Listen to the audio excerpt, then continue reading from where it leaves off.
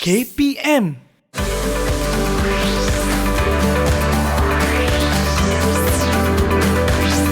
Didik TV KPM.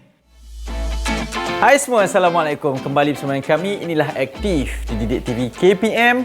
Dan saya Hadim Miswan masih bersama dengan anda untuk episod Kemahiran Sukan Catur. Dan kita nak teruskan sesi pembelajaran kepada anda semua yang mengikuti kami di Kemahiran Sukan ini setiap hari. Saya percaya pasti tahu. Sekarang kita nak bawakan kepada anda satu lagi konsep permainan dan juga apa elemen-elemen penting yang perlu kita ketahui dalam permainan catur. Memang sangat istimewa episod kali ini dan sukan kali ini yang kami pilih kerana ianya juga terkandung dalam pertandingan di peringkat Majlis Sukan Sekolah-Sekolah Malaysia.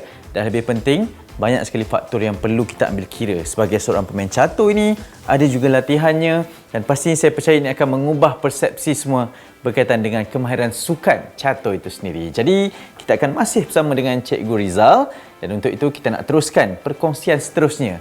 Jadi semua mesti ikut dan semua mesti tonton episod kali ini dalam Kemahiran Sukan Catur. Jom.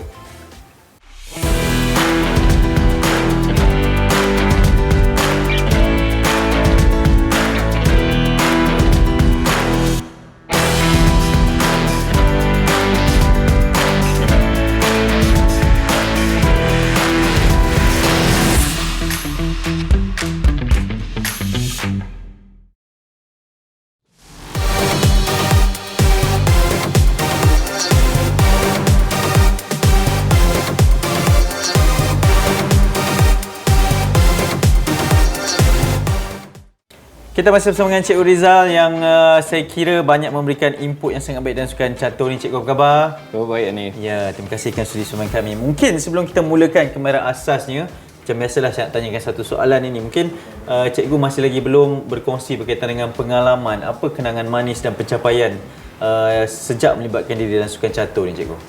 Ada satu pertandingan, Hanif, yang saya pernah lalui sebelum ni. Saya pernah masuk sebelum ni. Mana pertandingan tersebut telah berjalan di Unitar Petaling Jaya. Yang saya sudah masuk satu pertandingan yang mana pertandingan tersebut telah berjalan di Unitar Petaling Jaya. Format pertandingan 25 minit, 8 pusingan. Pada masa tu saya berpeluang berlawan dengan juara catur Malaysia, tapi pada masa tersebut dia baru berusia 12 tahun. Okey. Dan dalam game tersebut, kedudukan bawah catur saya adalah sedikit memihak kepada saya. Walaupun saya terkeliru disebabkan oleh suasana pada masa tersebut ada gangguan bunyi. Mungkin tu orang fikir sebagai alasan lah. Dan disebabkan tersebut, saya kalah game tersebut. Pusingan 7, surrender angkat bendera putih. Walaupun di pusingan ke-8, pusingan terakhir, saya berdepan dengan seorang pemain handalan negeri Selangor. Pada masa tersebut, saya bernasib baik, Hanif. Okay. Disebabkan saya ada sedikit pengalaman untuk menjaga kawalan masa lawan saya pada situ drop ataupun dia jatuh. Bendera jatuh menyebabkan dia kalah. Okay. Saya sepatutnya paling okey sekalipun pada masa tersebut, cuma boleh draw saja. Nak menang tak boleh buah macam tu. Disebabkan dia kalah masa, jadi saya menang. Okay. Dan dikabarkan bahawa pada pusingan tersebut, pusingan 8 tersebut, okay, Yolitian pada masa itu kalah dengan pemain yang lain. Menyebabkan markah keseluruhan Yolitian lebih rendah berbanding dengan saya. Dan pada tournament tu ni, nak dijadikan cerita, saya dinobatkan sebagai juara, walaupun berkongsi mata dengan pemain nombor 2, tapi disebabkan oleh ada kiraan tie break tertentu, saya dinobatkan sebagai juara amatur. Mantap, Cikgu, dan saya pun rasa teruja mendengar perkongsian daripada Cikgu. Jadi itu dari sudut pengalamannya, jadi kita rasa betul kerana kita ada seorang Cikgu yang sangat berpengalaman dalam sukan catur. Okey, episod kali ini, Cikgu, apakah konsep pembelajaran yang Cikgu nak tekankan buat murid-murid di rumah? Yang inilah dikatakan sebagai the heart of the chess. Okey. Okay. Ataupun kita bila bermain catur, kita kena cuba simulasikan catur ni kepada sesuatu perkara yang lain, barulah kita faham tentang catur. So catur merupakan pertandingan ni, dan juga sukan-sukan lain juga bertanding. Saya anggapkan catur ni sebagai permainan bola sepak ni. Okey. Dalam permainan bola sepak, dia ada dua perkara penting, iaitu pertahanan dan menyerang. Dalam catur pun ada pertahanan dan menyerang. Okey.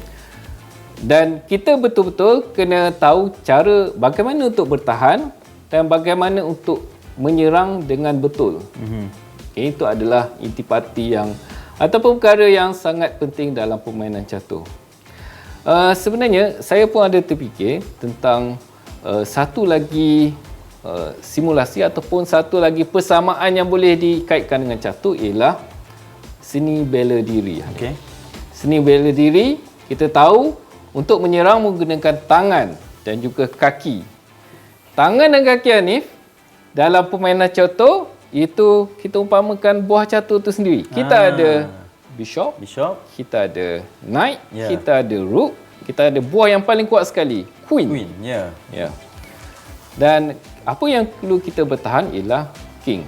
King kita kena selamatkan. Baik. Dalam sukan bela diri, sebenarnya kita perlu gunakan tangan dan kaki secara maksimum. Ya. Jadi kalau tumbuk tu tumbuk betul-betul. Bukan setakat kuat tapi tepat pada tepatnya. Betul, setuju. Begitu juga kalau tendang pada masa yang betul, barulah kena pada tepatnya, barulah dikirakan mata. Kalau ada pertandingan bela diri macam tu. Serupa juga macam catur. Kalau kita pandai gunakan bishop, kita tahu cara menggunakan bishop dan bila masa dia perlu bertahan, bila masa dia perlu menyerang, itulah yang membezakan antara pemain yang boleh menang dengan pemain yang mungkin kurang sikit daripada dia. Okey. Jadi untuk kali ini ni kita akan belajar tentang cara penggunaan bishop dan juga knight yang betul. Sampai sebelum ni kita tahu cara gerak saja.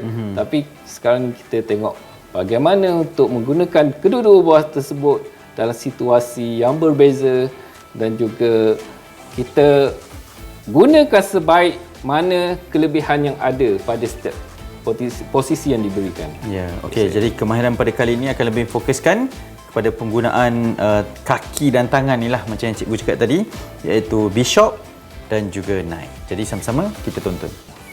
Baik murid-murid, sebelum kita pergi lebih lanjut tentang bagaimana menggunakan piece ataupun buah bishop, kita akan lihat sebelum ni, kita lihat dulu dari segi nilai bagi setiap buah.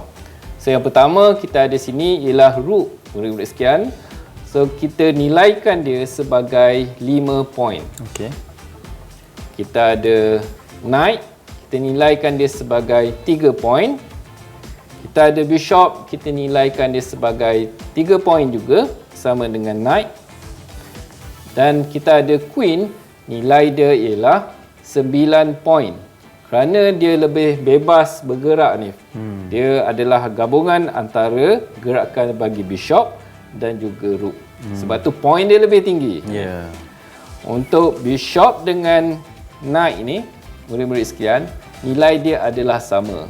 Walau bagaimanapun, kalau murid-murid baca buku, lihat balik nilai-nilai bagi bishop dengan knight ini, sebenarnya ada sedikit perbezaan disebabkan oleh kedudukan yang tertentu menyebabkan nilai dia lebih sikit untuk bishop, iaitu 3.5.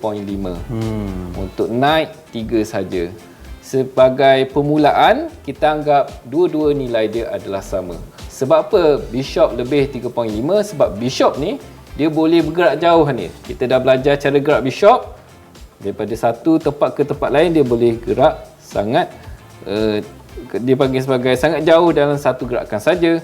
Tapi kalau knight, okey, dia boleh gerak untuk sampai satu tempat tu dia perlu gerak banyak. Cuma knight ni dia kelebihan dia boleh duduk tempat sama ada putih ataupun hitam, tempat gelap ataupun tempat cerah tadi, petak cerah tadi. Tapi kalau bishop dia tak ada kelebihan tu. Kalau dia masih lagi di petak hitam daripada awal atau petak gelap ni, jadi sepanjang game tersebut dia memang petak tersebut saja. Okay. Mungkin murid-murid tertanya-tanya apakah nilai bagi king dan Ya. juga pawn. Ya. Pawn nilai dia ialah 1 point. Macam mana pun pawn ni dia boleh promote. Orang kata bahasa kampung dia naik haji. So bila dia masuk ke petak terakhir, dia boleh tukar kepada buah-buah yang ada di sini. Okey. Boleh tukar queen yang nilai paling tinggi, rook, bishop ataupun knight. Kadang-kadang ni kita tahu bahawa queen ni adalah nilai paling tinggi. Jadi apa-apa kedudukan untuk kita bila dah promote, kita ambil queen, walaupun ada kedudukan tertentu bila letak queen jadi rugi. Bergantung pada strategi lah. Bergantung pada strategi masing-masing. Ada yang letak knight ataupun bishop lebih baik. Ya. Okey, tapi yang tu mungkin di lain waktu kita akan bincang. Okey. Jadi kita ada kedudukan sini. Jadi untuk yang ni kita belajar tentang bishop. Okey. Jadi kita tahu bishop bergerak secara mengunjur macam tu, right? Okey, tu. Tapi untuk kedudukan ni berapa kiraan poin yang kita dapat lihat sini? Dia adalah sama. Okey. Putih dia ada bishop 3 poin kita belajar. Pawn 1 poin. Ada satu lagi pawn 1 poin. Ni apa hitam dia ada 1 rook 5 poin. Jadi putih ada 5 poin, hitam ada 5 poin. Disebabkan adanya kemahiran untuk putih dan putih gerak dahulu, putih gerakkan bishop ke petak F8 lah kalau kat sini, F8. Yang mana ni dipanggil sebagai pin. Okey, sebab apa pin? Sebab bishop dia pin bagi rook. Rook ni dia tak boleh gerak mana-mana. Sebab bila rook ni bergerak, dia akan beri laluan untuk bishop mengancam king hitam. Itu dipanggil sebagai open check. Jadi dia tak boleh bergerak langsung. Kalau bergerak ni dipanggil sebagai illegal move disebabkan open check tadi. Baik, untuk kedudukan ini apa yang hitam boleh buat cuma duduk saja ke hadapan ni. Betul. Okey. So kat sini apa lagi ni? Kita tahu yang bishop ni 3 poin saja. Rook ni 5 poin. Jadi kita boleh laga dia. Okey, bila dah laga. Baik, sekarang putih dia lebih beruntunglah kat situ sebab dia adukan buah yang 3 poin ni dengan 5 poin. Ya. So dari segi material memang putih mempunyai kelebihan. Untuk kedudukan ini, okey. Ni dah dipanggil sebagai ending ni, yang mana putih mempunyai kelebihan untuk menang sebabkan pawn ni dia akan jadi queen nanti dan terus dapat cemetkan hitam. Dan kalau dari segi permainan master, master games maksud saya, kedudukan macam ni biasanya hitam dah menyerah kalah awal lah. Baik, murid-murid sekian, sekarang kita lihat satu lagi kedudukan yang mana buah bagi bishop boleh buat satu jenis tactical dipanggil sebagai skewer. Pada kedudukan ini, apa yang perlu dibuat oleh putih cuma letakkan bishop di perantara king dan juga rook pada laju pada serongan yang sama, buah yang sama macam ni. So pada masa ni king sibuk sebab kena check, dia kena gerakkan king hitam perlu gerak, dan pada masa yang sama bishop ni juga dia ancam rook. Jadi selain daripada check, dia ancam rook, so makan rook lah. Jadi ini adalah satu taktik yang biasa digunakan dalam pertandingan catur. Baik, ini kedudukan yang ketiga ni. Ya. Okey. Yang mana putih gerakkan bishop ke C7. Yang mana bukan setakat dia check, malah dia juga mengancam rook pada satu serongan yang sama di sini. King terpaksa lari dan rook sekarang terdedah. Ya. Jadi bishop boleh makan rook.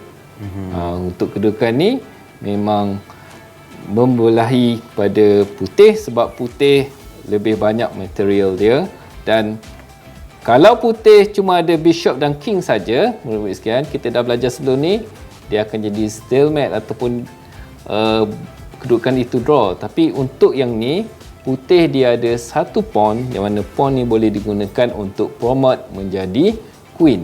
Bila dah jadi queen, baru boleh buat checkmate. Terima kasih. Sekarang ni, saya tunjukkan untuk kedudukan yang mana putih, dia ada bishop, dan bishop tersebut berada dalam keadaan berpasangan. Itu satu di petak cerah atau petak putih dan satu lagi di petak gelap ataupun petak hitam. Untuk kedudukan macam ni, putih mempunyai kelebihan yang sangat besar untuk menang. Walaupun putih perlu tahu teknik macam mana untuk menang di sini.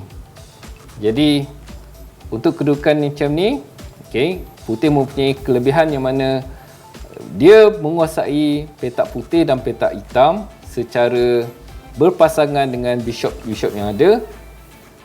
Putih gerakkan bishop daripada F5 ke E6, check. Ya, hitam cuma ada satu tempat situ saja. Kalau tempat lain dikira illegal, dan checkmate akan berlaku apabila bishop daripada C5 ke D4 di sini. Jadi itulah kelebihan bagi bishop, yang mana bila dia berada dalam satu pasangan, jadi pasangan tersebut memberi kelebihan yang mana dia akan menguasai ke semua petak-petak gelap dan petak cerah ataupun petak putih dan hitam di dalam board ini. Itulah kelebihan bishop yang keempat.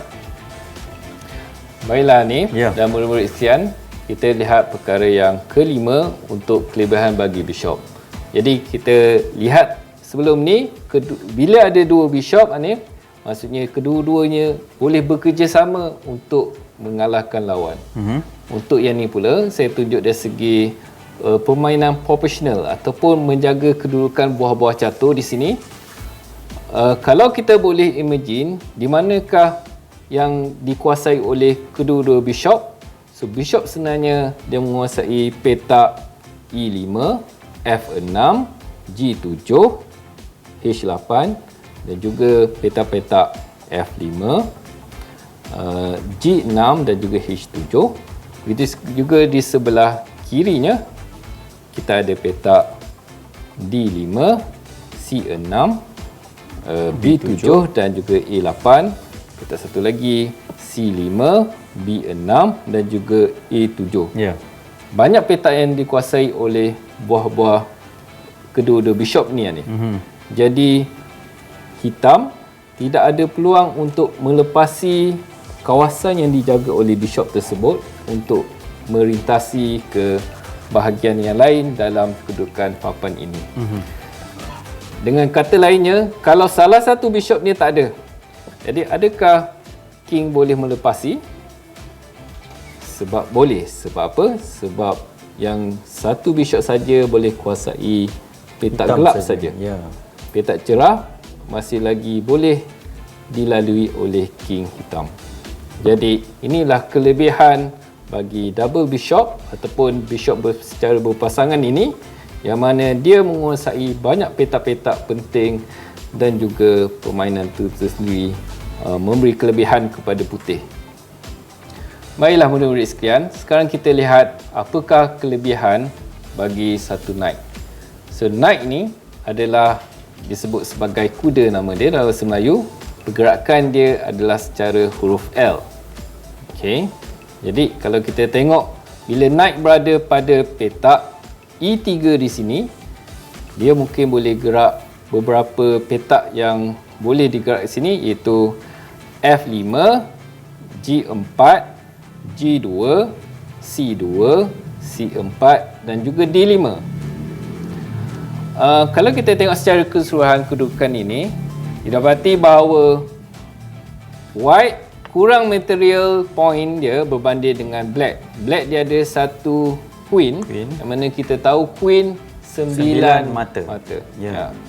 Untuk white dia cuma ada 3 point daripada knight dan 1 point daripada pawn.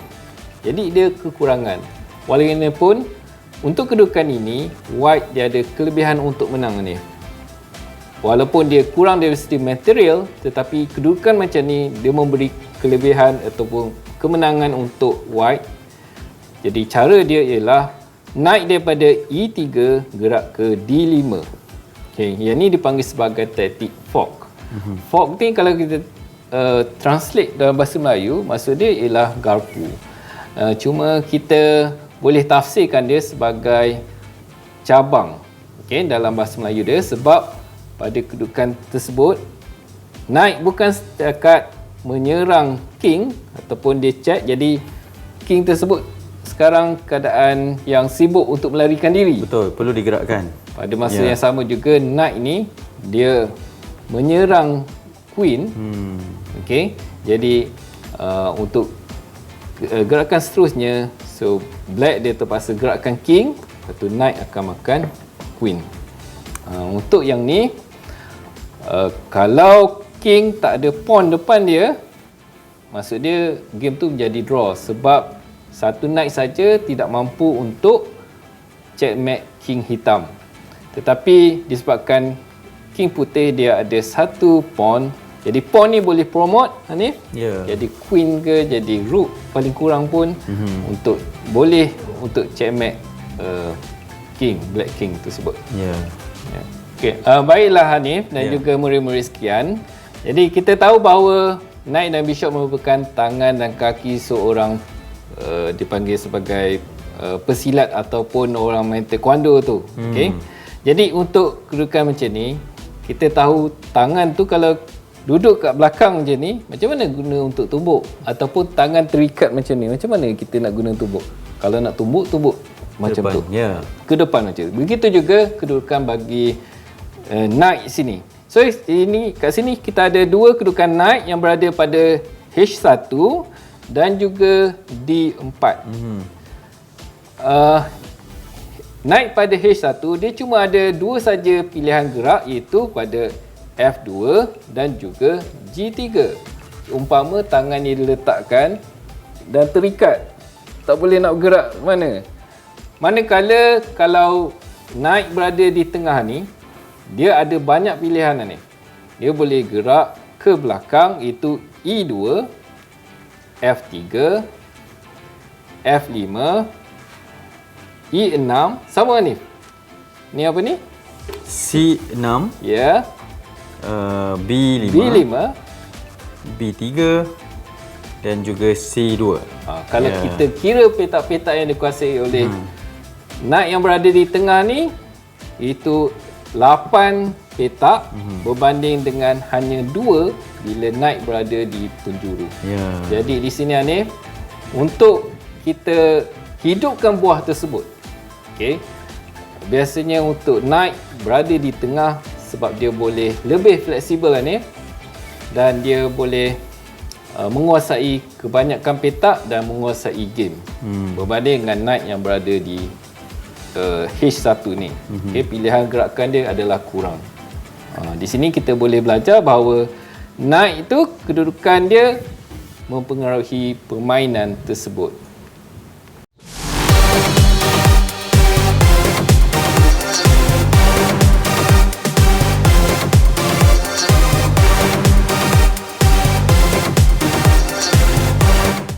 Panduan daripada saya untuk episod kali ini ialah berkenaan dengan knight dan bishop.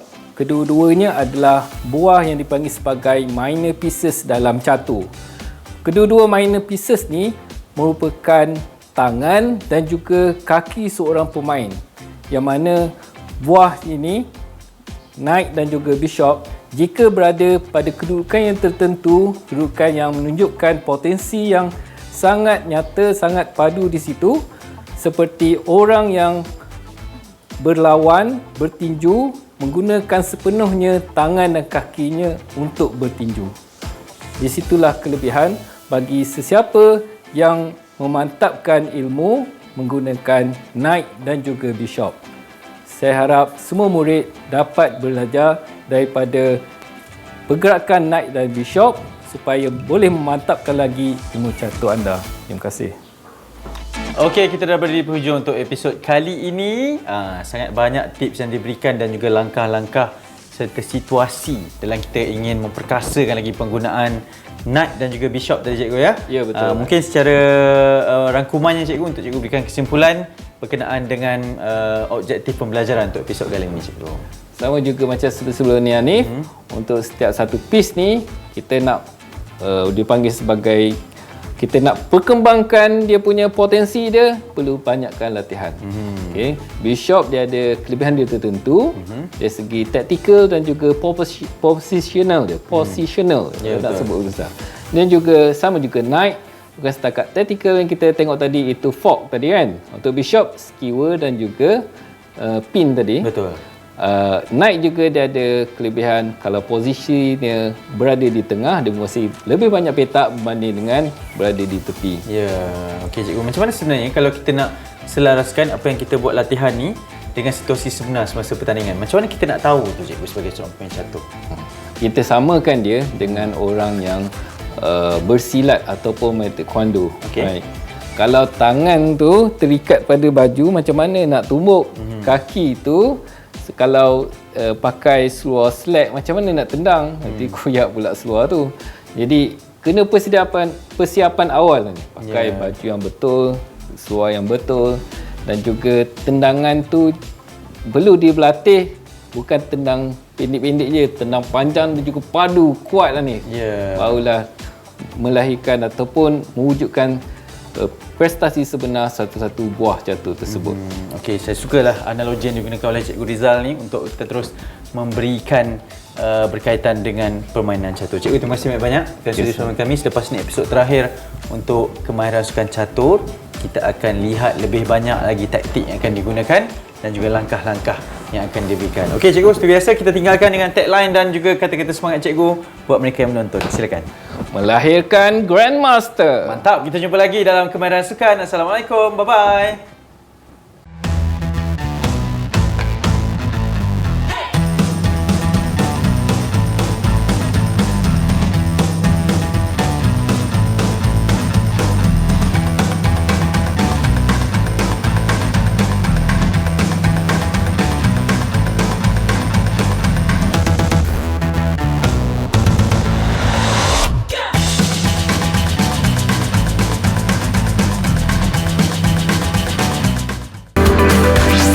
Didik TV KPM